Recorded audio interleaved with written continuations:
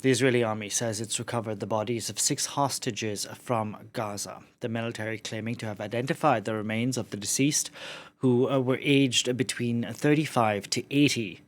They are believed to be over 100 hostages still being held in the enclave.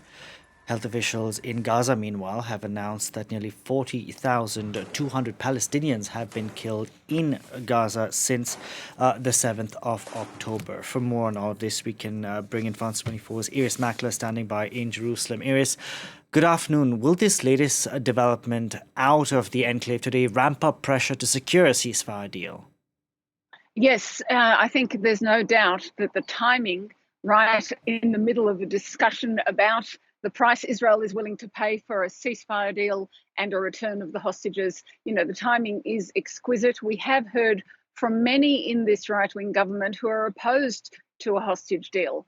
And one of the arguments is that the only way to bring back hostages is actually to defeat Hamas, or that the Israeli military will rescue hostages. But what we've seen is that the only hostages rescued alive, 7 of them, were held above ground. All the other hostages who are held beneath ground, in the tunnels there, are not rescued alive. You do see what we saw today, which is a retrieval of bodies, not a rescue of living hostages. The daughter of one of the hostages whose body was retrieved overnight, in a heartbreaking interview this morning, she said every time the government makes a decision not to return the hostages, it's actually making a decision to kill one of them, one of the remaining. And that's especially poignant or especially moving or especially telling, because it's now being estimated of the remaining 109 hostages held in the Gaza Strip, only half are believed to be alive. So that's 55, let's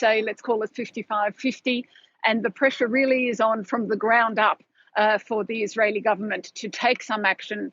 And it does seem that more hostages are rescued alive when it's a deal, an exchange, as we saw in November last year, than are when it's ad hoc actions like this, even though it's, dangerous for the military to go into this tunnel in Khan Yunis as they did today.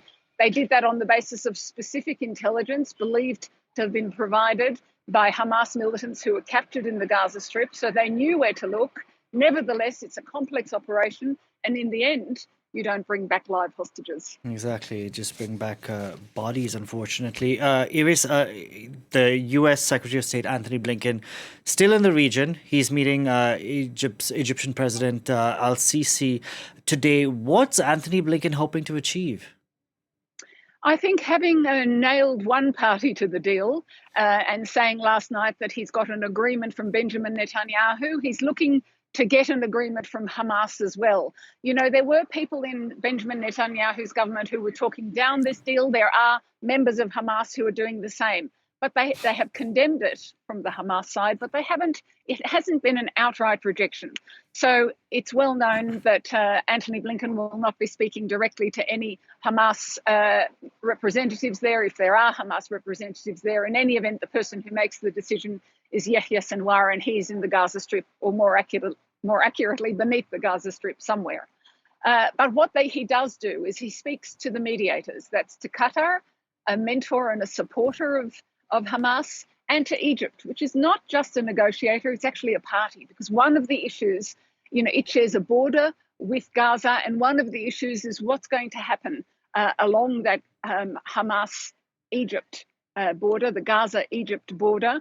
Will there be Israeli soldiers there? Who will be in charge of the Rafah border crossing? Will it, as one suggestion we've been reading, will it be Palestinians who are not from Hamas with some European presence as well? Would Hamas be willing to live with that? All of those things up for discussion. And I think what Anthony Blinken is doing is trying to see where Washington can support Egypt to make this happen, to produce this deal.